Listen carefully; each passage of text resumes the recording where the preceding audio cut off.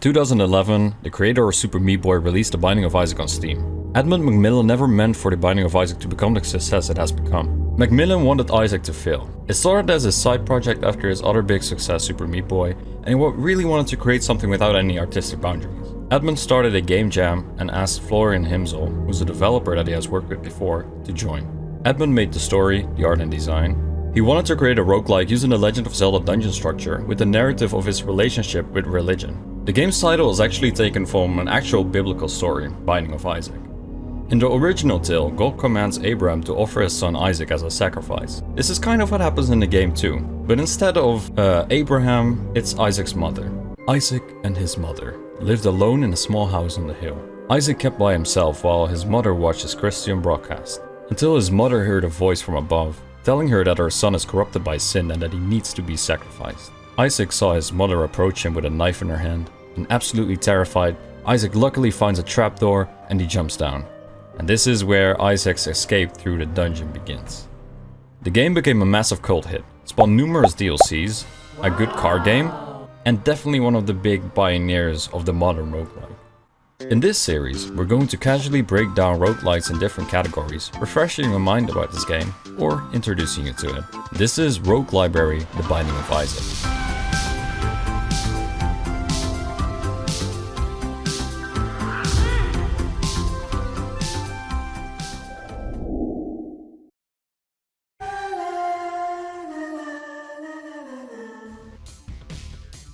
In The Binding of Isaac, you play as a little naked boy Isaac. The game is a top-down 2D game where you go through his mother's basement. While the environments are grid-based, you and the enemies can move around freely. More elements of The Legend of Zelda come into play. The similar heart system, but also player progression. Where in The Legend of Zelda you get a heart container and an item at the end, every other floor in The Binding of Isaac you get a random item, which will alter your gameplay in a good or bad way. In some cases, these items can make your run incredibly easy, which you call a broken run, or really difficult.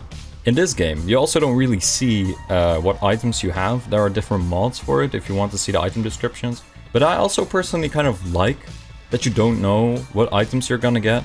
It adds a little flavor to it, a little spice, but I can get why people don't like it. You come across very awesome, nasty, but sometimes cute looking monsters while you collect items in this game. These enemies are a little tanky at the beginning, but over time they become so much more easier to get rid of. The levels are procedurally? The levels are randomly generated, and on every floor you have a boss to defeat. The game has permadeath, where if you die, you have to start from the beginning. There is also meta progression, where you can unlock characters that start to run differently, new items and new dungeons, which also have new enemies and bosses. And to add to that, there are also so many different endings to this game. The game also has co-op, which you basically play as a duplicate version of yourself without being able to upgrade your character. The Binding of Isaac has a very interesting design. The game had cartoony flash graphics at first, but are now in pixel art, which I'm personally a big fan of. I'm a big horror fan, so this game speaks a lot to me. The abrasive art style really gives the game an identity. But I've also heard some people in my stream that they find it repulsive, which I get. I can understand that. I don't agree with it, but I can understand that it's not every day that you go through your mother's scarred wound, you know. Yeah, some people don't like that. It's weird, but still. It's obviously not looking like a AAA title, but it doesn't need to be. The deeper we go, the darker the levels and moodier they get. And I love that the game is really simple. And you also get small pieces of the story every single time you progress through the dungeon. The sprites have really good animations, and I just think the overall aesthetic of the game is perfect, and something we haven't really seen before, especially at that time. The designs are also so nice, and I just love how they managed to be cute while being absolutely disgusting at the same time. It's, I don't know. I love you. The soundtrack, as you can kind of hear in the background already, consists of synths, rock. It's dark and creepy and fits little Isaac being trapped in the basement perfectly. I think it's important in a roguelike to have music that's good. It's almost similar to turn-based games like Persona and Final Fantasy, where you have the same battle theme every single time you jump into a battle. Like, it has to be good because it can be very abrasive once you hear the song many times. I personally don't have any complaints when it comes to the soundtrack. The Binding of Isaac is an incredible successful title that created tons of fans that to this day still tune in to watch runs of other YouTubers or Twitch, except for mine.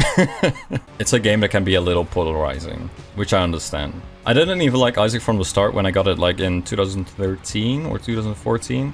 Once you spend a little time with it, it becomes so addicting, and I love the game so much. It's definitely one of my favorite games. On Metacritic, the game has an 86 accumulated from critics and an 8.4 from users. Destructoid calls it an incredible experience that can't be missed. Descend into the basement, lock the trapdoor behind you, and don't look back. Trusted reviews call it too weird and repellent for a mainstream audience. Too brilliant for any serious gamer to ignore. I also asked the Binding of Isaac community to leave a little comment on why they like the game so much. There were a lot of comments which I didn't expect, so thank you so much. Nobody responded to my Twitter, so it was not. I'm happy I had a backup here. Soldier Delta 46 says, I have 1,000 hours on the Binding of Isaac, and I have 100%ed the game in Repentance. I've got great experiences of playing through every character. I know almost every item, trinket, boss, enemy, and technique. I hate this game, and it hates me. And then 11 out of 10. ExoLol says, I like Isaac since I can completely blank out for a few runs, then realizing I was playing for 40 hours straight. Hopestrong Duran says, I've completed the game 6 times, 100%, and I still don't feel complete. The Void That Walks says, it has the most content out of any roguelites I've ever played. That can be either good or bad, depending on how you look at it. Clean World says, I think the game is really fun for people that are skilled at roguelites, as the game is very hard. Babushin says, I love the Binding of Isaac because it's a well-designed game that utilizes roguelite elements the best out of any roguelite I've ever played. And I've played pretty much all of the popular ones as well as some obscure ones. It also helps that for the past 10 years, it has kept growing, reinventing itself, and become better and better. Not much in video games can get me as excited for something as much as the Binding of Isaac expansion or update. It does not get old. I have 1,045 hours on Switch and 300-500 on Vita, and I still love this game just as much, if not more than I did the first time I played it. Edmund said in an interview to Polygon in 2018 that he's never done with the game, but did say that Repentance is the final DLC for Binding of Isaac. He also said that the DLC before that was the final one, so who knows, really? It's still very possible that he doesn't want to make this game any bigger than it already is. I think the game is the perfect size. Like, it doesn't need to be bigger for me. I would rather see something else happen with the IP. What we do know is that the Binding of Isaac 2 will maybe happen one day. Edmund has the design document ready, but since Repentance just came out, he thinks there's still plenty of time to figure out what his next step will be and where the game is headed. I would love for the Binding of Isaac 2 to be what the Risk of Rain 2 was to Risk of Rain 1. It doesn't have to be a Spelunky 2, right? Isaac in itself is just, it doesn't need to be improved upon, I think. It could be, but it doesn't need to be, you know. It's already as perfect as it is. I just think there is so much fun to be had with Isaac and its story. For example, I would love to see a 3D Isaac with the graphics of Returnal. I don't know if that'll work, but I think it would look really cool. Thank you all for watching the second episode of Rogue Library. We will visit a new Rogue title next time. And please like and subscribe if you want to see more. Let me know what game you want to see. Also, if you want to find me on Twitch, I'm there too. And other than that, see you next time.